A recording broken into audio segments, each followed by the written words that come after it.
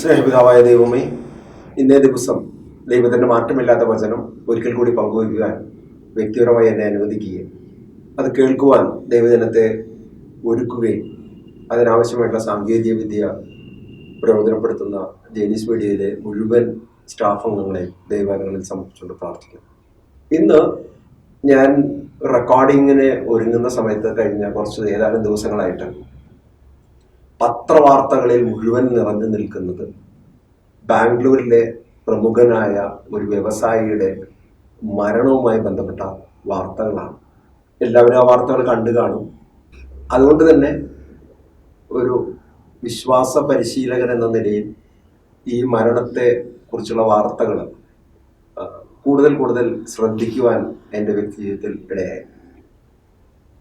എൻ്റെ ഒരു first cousin ഇദ്ദേഹത്തിൻ്റെ കോൺഫിഡൻസ് ഗ്രൂപ്പിൻ്റെ ദുബായ് ഓഫീസിലെ എഞ്ചിനീയറിംഗ് ഡിപ്പാർട്ട്മെൻറ്റിലാണ് വർക്ക് ചെയ്തിരുന്നത്. അപ്പം അങ്ങനെ പലവിധ വിഷയങ്ങളുമായി ബന്ധപ്പെട്ട് ഞാൻ ബിൽഡിംഗ് മെറ്റീരിയൽ സപ്ലൈ ചെയ്ത ഒരു പ്രോജക്റ്റിൽ കോൺഫിഡൻസ് ഗ്രൂപ്പ് അന്ന് ടേക്ക് ഓവർ ചെയ്യുകയും അന്നുണ്ടായിരുന്ന ബിൽഡിംഗ് ഒക്കെ ഡിമോളിഷ് ചെയ്യുകയും ചെയ്തു. അപ്പം അങ്ങനെ പലതരത്തിൽ ഈ ഗ്രൂപ്പുമായി ബന്ധപ്പെട്ട് നിൽക്കുന്നത് കൊണ്ട് തന്നെ ഈ വാർത്തകൾ വായിക്കാൻ കൂടുതൽ താല്പര്യം എൻ്റെ ഉള്ളിൽ ഉണ്ടായി.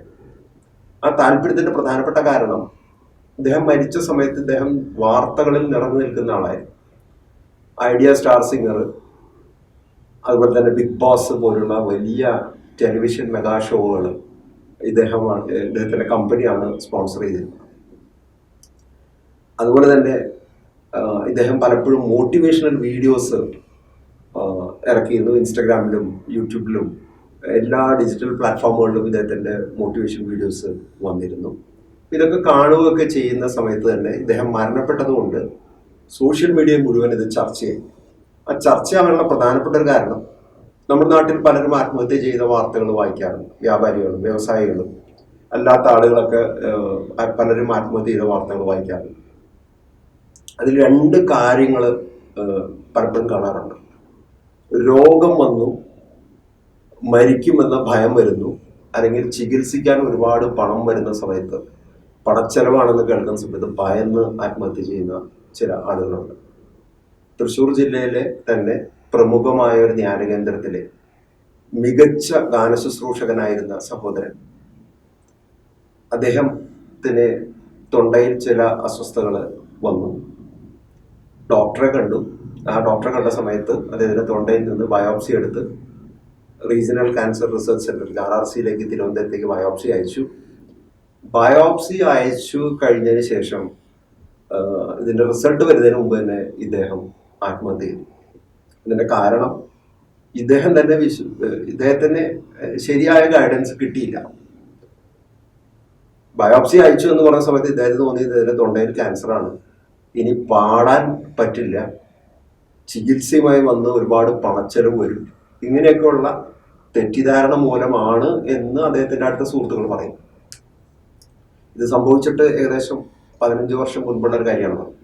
ഞാൻ പറഞ്ഞു വന്നത്, ഭയം മൂലം തൃശ്ശൂർ ജില്ലയിൽ കരിസ്മാറ്റിക് മേഖലയുമായി ബന്ധപ്പെട്ട പ്രവർത്തിച്ചിരുന്ന ആളുകൾക്കും തൃശ്ശൂർ ലത്തീൻ പള്ളിയിൽ കുർബാനയ്ക്കോ ആരാധനയ്ക്കോ വന്നിട്ടുള്ള ആളുകൾക്ക് ഈ സഹോദരന്റെ മനോഹരമായ പാട്ടുകൾ കേട്ടിട്ടുള്ളവരാണ്. മനോഹരമായ ശബ്ദം മാത്രമല്ല, പാടുന്ന സമയത്ത് നമ്മളെ ഒരു വൈകാരികമായിട്ട് ഉണർത്താനുള്ള ഒരു പ്രത്യേക മാസ്മരികത അദ്ദേഹത്തിൻ്റെ ശബ്ദത്തിനുണ്ടായിരുന്നു. എന്തായാലും ബയോപ്സി അയച്ചു.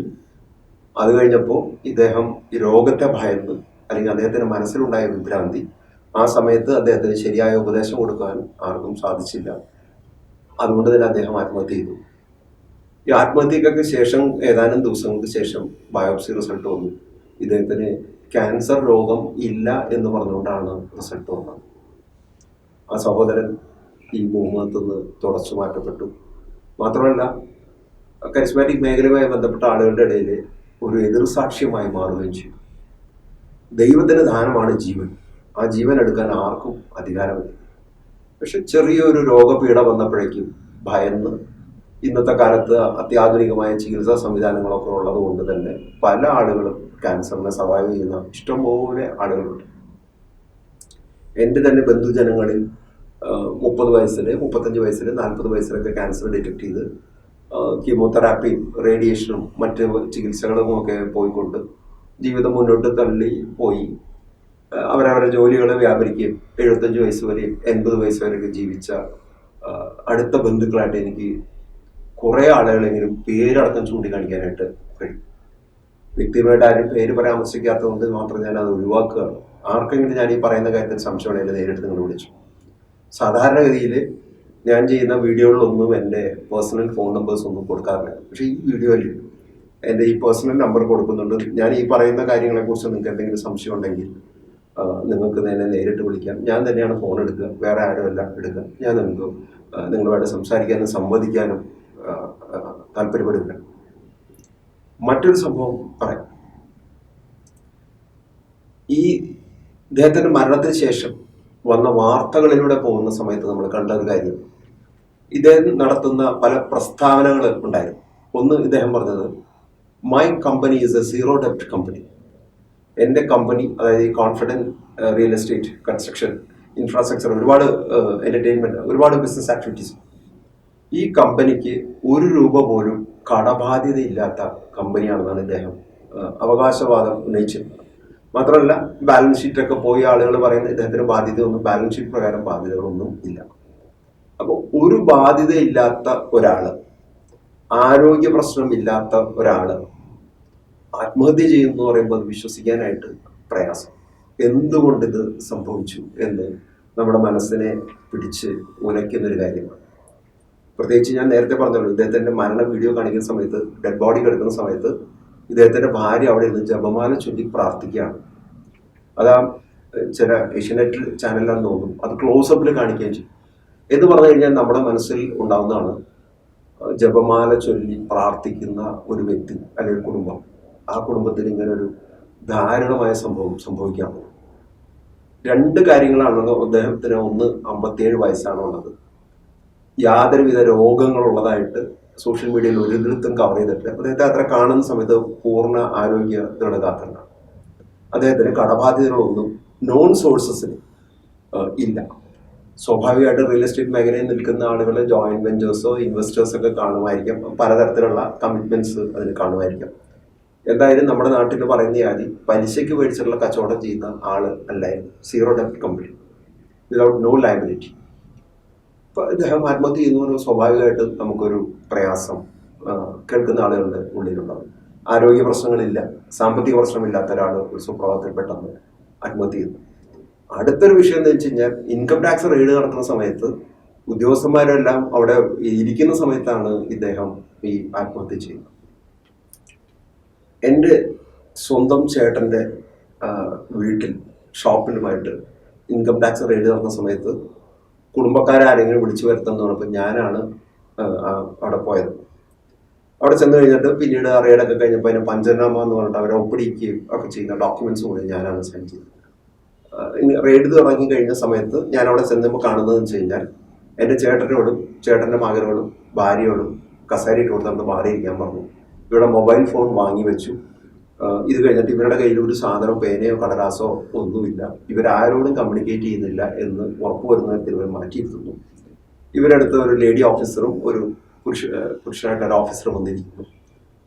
ചോദ്യം ചോദിക്കുന്നതിന് ഇടയ്ക്ക് ഒന്ന് ചോദ്യം ചോദിക്കുന്നു, അല്ലെങ്കിൽ ചില താക്കോലോട് ചോദിക്കുന്നു, ചില കബേർഡ് തുറക്കാൻ പറയുന്നു. ആ സമയത്ത് ജീവനക്കാരെ കൊണ്ട്, കമ്പനി ജീവനക്കാരെ കൊണ്ട് അറ്റൻഡ് എന്ന് പറഞ്ഞാൽ യാതൊരു മൂവ്മെന്റ് ഫ്രീഡവും ഇല്ലാതെയാണ് ഇൻകം ടാക്സ് റെയ്ഡ് നടക്കുന്നത്. എൻ്റെ ഭാര്യ സഹോദരൻ്റെ അവർ ജ്വല്ലറി ബിസിനസ്സാണ്. അവരുടെ വീട്ടിലും ജ്വല്ലറിയിലുമായിട്ട് റെയ്ഡ് നടക്കുന്ന സമയത്തും എനിക്ക് ഭാര്യയ്ക്ക് ഒരു സഹോദരൻ മാത്രമേ ഉള്ളൂ. അതുകൊണ്ട് അവിടെ റെയ്ഡ് നടക്കുന്ന സമയത്തും ബന്ധുക്കളെ വിളിക്കാൻ പറഞ്ഞ സമയത്ത് എന്നെ വിളിച്ചു. ഞാൻ പോയി. ഈ റെയ്ഡ് തുടങ്ങി അവസാനം വരെ ഞാൻ അവിടെ ഇരുന്നതാണ്. മാത്രമല്ല ഇതെല്ലാം അവസാനിച്ച സമയത്ത് ഡോക്യുമെന്റ്സ് സൈൻ ചെയ്ത് കൊടുക്കാൻ പറഞ്ഞ സമയത്ത് ഞാനാണ് ഈ പഞ്ചനാമയും മറ്റു കാര്യങ്ങളൊക്കെ, ലീഗൽ റെക്കോർഡ്സുകൾ, ഈ റെയ്ഡ് കഴിഞ്ഞ് ഇന്നെല്ലാം ഡിപ്പാർട്ട്മെന്റ് പിടിച്ചെടുത്തു എന്നുള്ള റെക്കോർഡ്സുകൾ മുഴുവൻ ഈ എൻ്റെ ചേട്ടൻ്റെ കേസിലും എൻ്റെ അളിയൻ്റെ കേസിലും ഞാനാണ് ഈ ഡോക്യുമെന്റ് സൈൻ ചെയ്തത്. അപ്പോൾ 2 റെയ്ഡ് ഞാൻ കണ്ടിട്ടുള്ളതാണ്. എനിക്ക് മനസ്സിലാവാത്തൊരു കാര്യം എന്ന് വെച്ച് കഴിഞ്ഞാൽ, ഈ റെയ്ഡ് നടക്കുന്ന സമയത്ത് ഈ സഹോദരൻ ആത്മഹത്യ ചെയ്തു അല്ലെങ്കിൽ ഇദ്ദേഹത്തിന് തോക്ക് കയ്യിൽ കിട്ടി എന്നൊക്കെ പറയുമ്പോൾ അതിനകത്ത് തന്നെ ഒരു ദുരൂഹതയുണ്ട്. എന്തായാലും ഇതിന്റെ ദുരൂഹമായ വശങ്ങളിലേക്ക് പോകുന്നതിന് പകരം ഞാൻ മറ്റൊരു ചിന്തയാണ് ഇന്ന് പങ്കുവെക്കാൻ ആഗ്രഹിക്കുന്നത്. ഇദ്ദേഹം നടത്തുന്ന സ്റ്റേറ്റ്മെന്റിൽ പറയുന്ന ഒരു കാര്യം, ഇദ്ദേഹത്തിന്റെ പല ഇന്റർവ്യൂസ് ഇത് കഴിഞ്ഞപ്പോൾ ഇദ്ദേഹം മുമ്പ് നടത്തിയ പല പത്രങ്ങളിലേക്ക് കൊടുത്ത ഇന്റർവ്യൂ, പ്രത്യേകിച്ച് എഡിറ്റോറിയൽ എന്ന് പറയുന്ന ഒരു യൂട്യൂബ് ചാനലിൽ കൊടുത്ത വളരെ ഡീറ്റെയിൽഡ് ആയിട്ടുള്ള ഒരു ഇന്റർവ്യൂ കാണാനായിട്ട് ഇടയിൽ കുറേ വീഡിയോസ് ഞാൻ കാണുകയുണ്ടായി. അപ്പൊ അതിൽ പറഞ്ഞൊരു കാര്യം എന്ന് വെച്ച് കഴിഞ്ഞാൽ, ഇദ്ദേഹം പറഞ്ഞൊരു കാര്യം, എന്റെ ജീവിതത്തിൽ ഞാൻ ആഗ്രഹിച്ചതെല്ലാം നേടിക്കഴിഞ്ഞു. 6 റോൾസ് റോയ്സ് കാറും, മെഴ്സഡീസിന്റെ ഹൈ എൻഡ് വേർഷനായ മേബാക്കിന്റെ വാഹനങ്ങൾ, BMW വാഹനങ്ങൾ, ബുഗാട്ടി പോലുള്ള വാഹനങ്ങൾ, ഹമ്മർ പോലുള്ള വാഹനങ്ങൾ, ഏകദേശം ഇദ്ദേഹത്തിന്റെ ദുബായിലുള്ള വീട്ടിലെ ഗാരേജിൽ ഒരു 1.5-2 കോടി രൂപ വില മതിക്കുന്ന 20ലധികം വാഹനങ്ങൾ അവിടെ കിടക്കും. അതുപോലെ തന്നെ ബാംഗ്ലൂരിൽ ഇദ്ദേഹത്തിന്റെ ഫാം ഹൗസിലും കിടക്കും.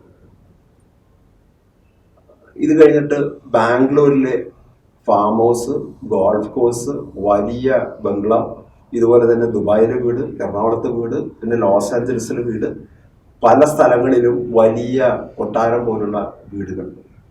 ഇതെല്ലാം കാണിച്ചു കഴിഞ്ഞിട്ട് അദ്ദേഹം ഈ ചോദ്യം ചോദിക്കുന്ന ഇന്റർവ്യൂവിനോട് പറയുന്നൊരു കാര്യമുണ്ട്. ഞാനൊരു ശരാശരി കുടുംബത്തിൽ ജനിച്ചു വളർന്ന ആളാണ്.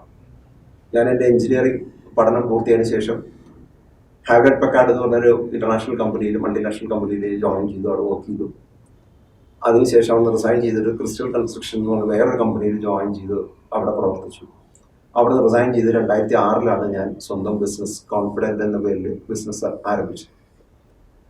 ഞാൻ എൻ്റെ ജീവിതത്തിൽ ആഗ്രഹിച്ചതെല്ലാം, എൻ്റെ ബക്കറ്റ് ലിസ്റ്റിലുള്ളത് എല്ലാം നേടിക്കഴിഞ്ഞു. ഇനി എനിക്ക് ഒന്നും നേടാനില്ല. അത് കഴിഞ്ഞിട്ട് പറയുന്ന പിന്നത്തെ ഒരു വാചകം ഇങ്ങനെയായിരുന്നു, ഞാൻ വിമാനത്തിൽ യാത്ര ചെയ്യുന്ന സമയത്ത് ഈ വിമാനം ഇപ്പോൾ ക്രാഷ് ലാൻഡ് ചെയ്യും അല്ലെങ്കിൽ പൊട്ടിത്തെറിക്കും എന്ന് പറഞ്ഞാൽ ഞാൻ മരണത്തെ നൃത്തം ചെയ്തുകൊണ്ട് ആഹ്ലാദപൂർവ്വം സ്വീകരിക്കുമെന്നാണ് പറഞ്ഞത്. അതിന് പറഞ്ഞ കാരണം എന്ന് വെച്ചാൽ, എനിക്ക് ജീവിതത്തിൽ ഇനി ഒന്നും നേടാനില്ല, ഞാൻ എല്ലാം നേടിക്കഴിഞ്ഞിട്ടാണ്.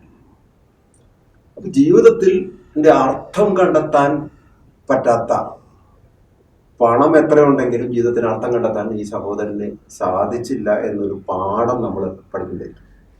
പണ്ട് കാലത്തൊക്കെ മലയാളത്തിൽ ഒരു പദപ്രയോഗമുണ്ട്, പണത്തിന് മേൽ പരുന്തും പറക്കില്ല. 9,000 കോടി രൂപയുടെ സ്വത്ത് ഉണ്ട് എന്നാണ് പത്രവാർത്തകളിൽ വിശ്വസിക്കാമെങ്കിൽ വായിക്കുന്നത്. 9,000 കോടി രൂപ സമ്പത്തുണ്ടായി, യാതൊരുവിധ ആരോഗ്യ പ്രശ്നങ്ങളോ കുടുംബ പ്രശ്നങ്ങളോ ഒന്നും ഇല്ലാത്ത ഒരു വ്യക്തി. ആ വ്യക്തിയുടെ മരണം ഇവിടെ പല സോഷ്യൽ മീഡിയ ചാനലുകളിൽ തന്നെ ഒരു ആഘോഷമാക്കി ആണ് പലരും ചെയ്യുന്നത്. ഇത് ഞാൻ അറിയുന്ന ചില ആളുകളെ വിളിച്ചു ചോദിച്ചു, നിങ്ങൾ എന്തുകൊണ്ടാണ് ഇങ്ങനെ വാർത്ത കൊടുക്കുന്നത്? അല്ല, അങ്ങനെ കൊടുത്താലാണ് വ്യൂവർഷിപ്പ് കിട്ടുള്ളൂ. അപ്പോൾ യൂട്യൂബേഴ്സ് ആയിട്ടുള്ള ആളുകൾ പലരും വ്യൂവർഷിപ്പിന് വേണ്ടിയിട്ടാണ് ഇതിനെ വാർത്തകളെ വളച്ചൊടിക്കുകയും ഈ കമ്പനിയുമായിട്ടോ ഇതിന്റെ പ്രൊമോട്ടേഴ്സായിട്ടോ അല്ലെങ്കിൽ അതിന്റെ സ്റ്റാഫ് മെമ്പേഴ്സായിട്ടോ ഒരിക്കൽ പോലും ഇന്ററാക്ട് ചെയ്യാത്ത ആളുകൾ വരെ വലിയ വലിയ വാർത്തകൾ പടച്ചുവിടും. ഇതിൻ്റെ ഇടയിൽ ഒരു സംഘപരിവാറിനെ അനുകൂലിക്കുന്ന ഒരു യൂട്യൂബ് ചാനൽ മലയാളത്തിലുണ്ടാവും. അവരൊരു വാർത്ത വേറെ രീതിയിൽ ക്രിയേറ്റ് ചെയ്തുകൊണ്ട് വിട്ടു. ഇദ്ദേഹം മുൻപ് ജോലി ചെയ്തിരുന്ന കമ്പനി അതൊരു നമ്പൂതിരി മാനേജ്മെന്റ് കമ്പനിയായിരുന്നു. അവരെ ഇദ്ദേഹം വഞ്ചിച്ചു. അതുകൊണ്ട് നമ്പൂതിരിയുടെ ശാപമാണ് ഇദ്ദേഹത്തിന്റെ മരണത്തിന് കാര്യം. അപ്പോൾ വേറൊരു ഡയമെൻഷൻ, ഒന്ന് income tax raid, ED raid, അതിന്റെ സമ്മർദ്ദം മൂലം ആത്മഹത്യ ചെയ്തു എന്ന് പറഞ്ഞുകൊണ്ട് ഒരു പൊതു നരേഷൻ നടക്കുന്ന സമയത്ത് നമ്പൂതിരി ശാപം അല്ലെങ്കിൽ ബ്രാഹ്മണ ശാപം മൂലമാണ് മരണം സംഭവിച്ചതെന്ന് വേറൊരു നരേഷൻ കടന്നു വരും. പിന്നെ ഓഫ് കോഴ്സ് രാഷ്ട്രീയക്കാരെ, ഭരണകക്ഷിയെ അത് ബ്ലെയിം ചെയ്യാൻ ഒരു അവസരമാക്കി മാറ്റും. എന്തായാലും ഇദ്ദേഹത്തിൽ നിന്ന് വലിയ സാമ്പത്തിക നേട്ടങ്ങൾ കൈപ്പറ്റിയ ഒരാൾ പോലും, രാഷ്ട്രീയ നേതൃത്വത്തിലുള്ള ആളുകളോ അല്ലെങ്കിൽ കേരളത്തിലെ ടെലിവിഷൻ മേഖലയുമായി ബന്ധപ്പെട്ട് നിൽക്കുന്നതിൻ്റെ ഉയർന്ന തലത്തിലുള്ള അധികാരികൾ ഒരാൾ പോലും ഇദ്ദേഹത്തിൻ്റെ മരണം നടന്ന സ്ഥലത്ത് അല്ലെങ്കിൽ ഫ്യൂണറലിന് പങ്കെടുത്തില്ല. ലൈവ് വീഡിയോ പോകുന്നോണ്ട് കാണാൻ പറ്റി. ആകെ കൂടെ അറിയപ്പെടുന്ന വ്യവസായി എന്ന് പറയാനായിട്ട് പരിചിത മുഖം എന്ന് പറയുന്നത് ഗോപാലൻ ചേട്ടൻ മാത്രമാണ് ഈ ഫ്യൂണറലിൽ പങ്കെടുക്കാൻ അറിയപ്പെടുന്നൊരു മുഖം ഉണ്ടായത്. ഇദ്ദേഹത്തിൻ്റെ നല്ല കാലത്ത്, സമ്പത്തിൻ്റെ കാലത്ത് ഇദ്ദേഹത്തോടൊപ്പം ആടി തിമിർത്ത് ആഘോഷിച്ച ആളുകൾ മരണസമയത്ത് പോലും തിരിഞ്ഞു നോക്കുക പോലും ചെയ്തില്ല. ഇത് നമ്മളെ ഒന്ന് ഇരുത്തി ചിന്തിപ്പിക്കേണ്ടതാണ്. വലിയ ഉയരങ്ങളിൽ നിന്ന് വീഴുമ്പോൾ വീഴ്ചയുടെ ആഘാതം കൂടും. ചെറിയ ആളുകളായാലും വലിയ ആളുകളായാലും മരണം ആഘോഷിക്കാനുള്ളതല്ല. ഈ മരണത്തിൽ നിന്ന് നമ്മൾ ചില കാര്യങ്ങൾ പഠിക്കേണ്ടിയിരിക്കും. ഏതാനും നാളുകൾ മുമ്പ്, ഏകദേശം 2 വർഷം മുൻപ്, വയനാട്ടിലുള്ള ജോയ് അറക്കൽ എന്ന് പറഞ്ഞൊരു സഹോദരനും ഇതുപോലെ ആത്മഹത്യ ചെയ്യുന്നുണ്ട്. അദ്ദേഹത്തെ കേരളത്തിലെ മാധ്യമ ശ്രദ്ധ നേടിയിട്ടുള്ള ആള് അല്ല, എങ്കിൽ പോലും ദുബായിലെ വൻ ബിസിനസ്സുകാരനായിരുന്നു. 40,000 സ്ക്വയർ ഫീറ്റിൽ വീട് പണിത അറക്കൽ പാലസ് എന്ന് പേരിട്ട ഒരു ഭവനത്തിന്റെ, അല്ലെങ്കിൽ കേരളത്തിലെ ഏറ്റവും വലിയ വീടുകളിലൊന്ന്, ഒരു 3 സ്റ്റാർ ഹോട്ടലിന്റെ സൗകര്യങ്ങളോട് കൂടിയ വീട്. അദ്ദേഹത്തിന്റെ വീട് ഹൗസ് വാമിങ് കഴിഞ്ഞതിന് ശേഷം ആ വീടിന്റെ ഉൾഭാഗമൊക്കെ അത് ഡിസൈൻ ചെയ്ത ആർക്കിടെക്ട്സും അതിന്റെ ഇന്റീരിയർ ചെയ്ത ആളുകളൊക്കെ അതിനെക്കുറിച്ചിട്ടുള്ള വീഡിയോസ് ഒക്കെ ചെയ്തിരുന്നു. പക്ഷെ ഇത്രയും വലിയ കൊട്ടാരം പോലുള്ള വീട് പണിതിട്ടും അവസാനം അദ്ദേഹം ഒരു സ്വാഭാവികമായ മരണത്തിൽ എത്തിയില്ല. ഒരു കെട്ടിടത്തിന്റെ മുകളിൽ നിന്ന് ചാടി ആത്മഹത്യയാണ് ചെയ്തത്. എന്ന് പറഞ്ഞു കഴിഞ്ഞാൽ ഒരുപാട് സമ്പത്തും സാമ്പത്തികമായ ആനുകൂല്യങ്ങളുള്ള ആളുകളൊക്കെ മരണത്തിലേക്ക് പോകുന്നു എന്ന് പറയുന്ന സമയത്ത് സുവിശേഷം ഈ കാര്യത്തിൽ നമ്മളെ എന്ത് ഉപദേശിക്കുന്നു എന്ന് ഒന്ന് ചിന്തിക്കുന്നത് ഈ അവസരത്തിൽ നന്നായിരിക്കുന്നു. ദൈവം അനുവദിക്കുകയാണെങ്കിൽ 2-3 എപ്പിസോഡുകളിലായി മരണം, ആത്മഹത്യ, നിരാശ, ദുഃഖം, ഉത്കണ്ഠ, ആകുലത മുതലായ വിഷയങ്ങൾ അധികരിച്ചുകൊണ്ടുള്ള തിരുവചനങ്ങളുമായി ബന്ധപ്പെട്ടുകൊണ്ട് ഈ ദിവസങ്ങളിൽ നമുക്ക് വായിക്കാനും പഠിക്കുവാനും നമ്മുടെ ജീവിതത്തെ ശക്തിപ്പെടുത്തുവാനും ബലപ്പെടുത്തുവാനും അതുവഴി മുന്നോട്ട് പോകാനായിട്ടുള്ള ഒരു ശ്രമം നമുക്ക് നടത്താം. സുവിശേഷത്തിലൂടെ കടന്നു പോകുന്ന സമയത്ത് നമ്മൾ പലപ്പോഴും ഈ ജീവിതത്തിലെ വലിയ നിരാശ ബാധിച്ച ആളുകളെ കണ്ടുമുട്ടാറുണ്ട്. 1 സാമുവേലിന്റെ പുസ്തകത്തിൽ നമ്മൾ ഹന്ന എന്നൊരു സഹോദരിയെ കണ്ടുമുട്ടപ്പെട്ടു. ഹന്ന ഏൽക്കാന എന്ന് പറയുന്ന ഒരു സഹോദരന്റെ, പുരോഹിത ശുശ്രൂഷ ചെയ്യുന്ന ഏൽക്കാനയുടെ 2ാമത്തെ ഭാര്യയായിരുന്നു. ഈ ഹന്നയ്ക്ക് മക്കളില്ലായിരുന്നു. ആ മക്കളില്ലാതിരുന്ന സമയത്ത് ഹന്ന ഷീലോയിലെ ദേവാലയത്തിൽ ചെന്നിരുന്ന് പ്രാർത്ഥിക്കുന്നതിനെ കുറിച്ച് നമ്മൾ 1 സാമുവേലിന്റെ പുസ്തകത്തിൽ വായിക്കുന്നുണ്ട്.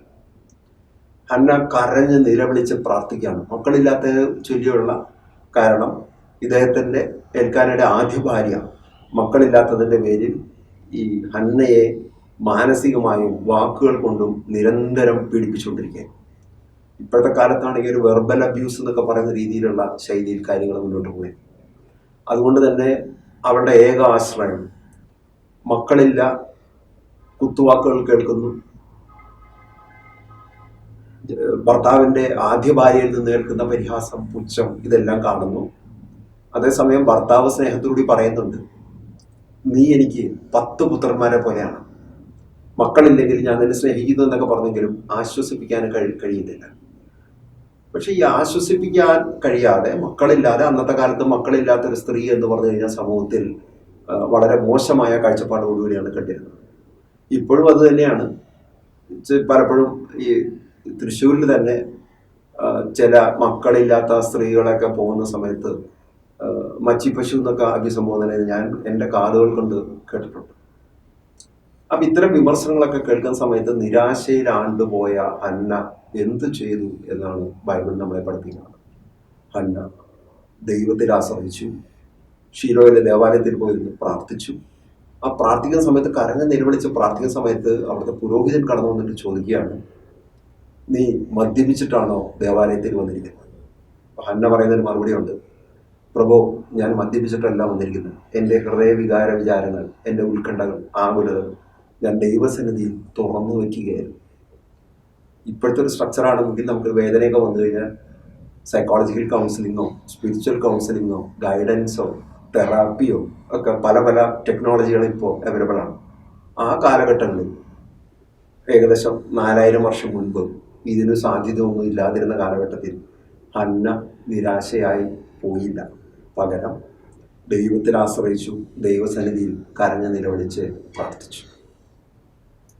1 സാമുവേലിന്റെ പുസ്തകത്തിലൂടെ കടന്നു പോകുന്ന സമയത്ത് നമ്മൾ പിന്നീട് വായിക്കുന്നു, പ്രാർത്ഥന കഴിഞ്ഞ് തിരിച്ചുപോയി ഏതാനും നാളുകൾക്ക് ശേഷം ദൈവം ഹന്നയുടെ ഉദരങ്ങളെ തുറന്നു കൊടുത്തു. അവൾ സാമുവൽ എന്ന കുഞ്ഞിന് ജന്മം കൊടുത്തു. ആ കുഞ്ഞിന് 3 വയസ്സ് പ്രായമായ സമയത്ത് അവൾ ദൈവത്തിന് വാഗ്ദാനം ചെയ്തിരുന്ന പോലെ ആ കുഞ്ഞിനെ ദേവാലയത്തിൽ സമർപ്പിച്ചു. ആ ദേവാലയത്തിൽ സമർപ്പിക്കുകയും പുരോഹിത ശ്രേഷ്ഠന്മാരുടെ കാൽപാദങ്ങളിൽ നിന്ന് പഠിക്കുകയും പിന്നീട് ഇസ്രായേലിലെ പുരോഹിതനും പ്രവാചകനുമായി മാറി.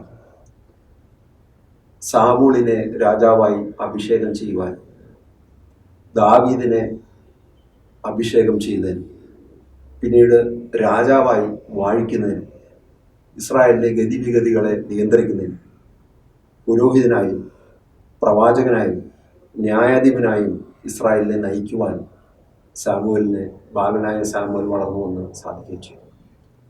ഞാൻ പറഞ്ഞു വന്നത്, നമ്മൾ ഈ മുൻപ് കേട്ട 3 ഞാൻ പറഞ്ഞ സംഭവങ്ങളിലും ജീവിതത്തിൽ നിരാശ വന്ന സമയത്ത് അവർ മരണത്തിലാണ് ആശ്രയം നേടിയത്. എന്നാൽ ദൈവത്തിൽ ആശ്രയിച്ച ഹന്ന പ്രാർത്ഥിക്കുന്നു. അവളുടെ പ്രശ്നങ്ങൾക്ക് ദൈവികമായ ഒരു ഇടപെടൽ സംഭവിക്കുന്നു. ഭർത്താവിൻ്റെ ആദ്യ ഭാര്യയിൽ 7 മക്കളുണ്ടായിരുന്നു. ആ 7 മക്കളുണ്ടായിരുന്നെങ്കിലും ഹന്നയ്ക്ക് മക്കളില്ലാതിരുന്നുകൊണ്ട് അവൾ ദുഃഖിച്ചു. മക്കളില്ലാത്ത വേദന അവൾ അനുഭവിച്ചു. നിരാശയിലേക്ക് വഴുതിപ്പോയ സമയത്ത് നിരാശയിലേക്ക് ആണ്ട് പോവാതെ, ഇപ്പോഴത്തെ ഭാഷയിലാണെങ്കിൽ ഡിപ്രഷൻ അടിച്ചു എന്നൊക്കെയാണ് ഇപ്പോൾ പറയുന്നൊരു ഭാഷ, ഇതിലേക്കൊന്നും പോവാതെ ദൈവത്തിൽ ആശ്രയിച്ചത് കൊണ്ട് ദൈവം അവളുടെ വ്യക്തി ജീവിതത്തിൽ ഇടപെടുകയും അവളെ ജീവിതത്തിലേക്ക് മടക്കിക്കൊണ്ടുവരികയും അവളുടെ ജീവിതം ആനന്ദപൂർണ്ണമാക്കി മാറ്റുകയും ചെയ്യും. ഈ ദൈവം എന്നും ജീവിക്കുന്നു. അതുകൊണ്ട് ആരുടെയെങ്കിലും ജീവിതത്തിൽ ഏതെങ്കിലും തരത്തിലുള്ള പ്രയാസങ്ങളിലൂടെ കടന്നു പോകുന്നുണ്ടെങ്കിൽ, സാമ്പത്തികമായ പ്രയാസങ്ങളോ, അനുസരണമില്ലാത്ത മക്കളോ, വിവാഹം നടക്കാത്ത വിവാഹപ്രായമെത്തിയ ആൺകുട്ടിയോ പെൺകുട്ടിയോ ഉള്ളവർ, പഠനമേഖലയിൽ പരാജയം അനുഭവപ്പെടുന്ന വിദ്യാർത്ഥികൾ, പഠനം പൂർത്തിയാക്കി തൊഴിൽ ലഭിക്കാത്ത വിദ്യാർത്ഥികൾ, യുവാക്കൾ, യുവതികൾ, കുടുംബത്തിൽ സമാധാനമില്ലാത്ത സാഹചര്യങ്ങൾ, വായ്പകൾ തിരിച്ചടയ്ക്കാൻ പറ്റാത്ത സാഹചര്യങ്ങൾ, രോഗപീഠകൾ, ഇത് നിങ്ങൾക്ക് ആകുലതയും വ്യാകുലതയും നൽകുന്നുണ്ടെങ്കിൽ ഒന്ന് മാത്രമാണ് ഇതിനുള്ള പ്രതിവിധി. ദൈവമാണ് നിങ്ങളെ ജീവിക്കാൻ അനുവദിച്ചത്. ആ ദൈവിക ജീവൻ നിങ്ങളിലേക്ക് കടന്നു വരുന്ന സമയത്ത് നിങ്ങളുടെ ഉള്ളിലെ പരാജയ ചിന്ത എടുത്തു മാറ്റി ഒരു ജയ ജീവിതത്തിലേക്ക് നിങ്ങളെ കൈപിടിച്ച് ഉയർത്തും. അതിന് പ്രാർത്ഥന നമ്മളെ സഹായിക്കും. നമുക്ക് കണ്ണുകളടയ്ക്കാം, പ്രാർത്ഥിക്കാം. സ്നേഹിതാവായ ദൈവമേ, കർത്താവേ, ഈ പ്രഭാഷണം കേട്ടുകൊണ്ടിരിക്കുന്ന മുഴുവൻ ആളുകളുടെ മേൽ കരുണയായിരിക്കാൻ പ്രാർത്ഥിക്കുന്നു. ജീവിതത്തിലെ മത്സരാധിഷ്ഠിത വിപണിയുമായി ബന്ധപ്പെട്ടുകൊണ്ട് പ്രവർത്തിക്കുന്ന സമയത്ത് ബിസിനസ് മേഖലയിൽ, മാനുഫാക്ചറിങ് മേഖലയിൽ, ഇൻഡസ്ട്രിയുമായി ബന്ധപ്പെട്ട് നിൽക്കുന്ന ആളുകൾ, ട്രേഡിംഗ്, കൊമേഴ്സ് ആയി ബന്ധപ്പെട്ട് നിൽക്കുന്ന ആളുകൾ, വിദ്യാർത്ഥികൾ, വിദ്യാർത്ഥിനികൾ, യുവാക്കൾ, യുവതികൾ, കുടുംബജീവിതം നയിക്കുന്ന ആളുകൾ, പ്രേക്ഷിത പ്രവർത്തനം ചെയ്യുന്ന ആളുകൾ, സന്യാസ ജീവിതത്തിലേക്ക് കടന്നു വന്ന ആളുകൾ, സമർപ്പിത ജീവിതം നയിക്കുന്ന ആളുകൾ, ജീവിതത്തിൻ്റെ വിവിധ തുറകളിൽപ്പെട്ട ആളുകൾ, ആരെങ്കിലും ജീവിതത്തിലെ താൽക്കാലികമായ പരാജയങ്ങൾ കണ്ട് നിരാശപ്പെട്ട് മരണചിന്തയോടുകൂടി ജീവിക്കുന്നവരുണ്ടെങ്കിൽ അവരുടെ ജീവിതത്തിൽ നിന്ന് മരണചിന്ത നീങ്ങിപ്പോട്ടെ എന്ന് യേശുവിന്റെ നാമത്തിൽ കൽപ്പിച്ച് പ്രാർത്ഥിക്കുന്നു. അത്ഭുതങ്ങളും അടയാളങ്ങളും സംഭവിക്കട്ടെ എന്ന് പ്രാർത്ഥിക്കുന്നു. നിരാശ മാറി പ്രത്യാശയിൽ നിറയ്ക്കണമെന്ന് പ്രാർത്ഥിക്കുന്നു. ഈ പ്രാർത്ഥനകളെല്ലാം യേശുക്രിസ്തു വഴി പിതാവായ ദൈവത്തിലേക്ക് സമർപ്പിക്കുന്നു. ആമേൻ.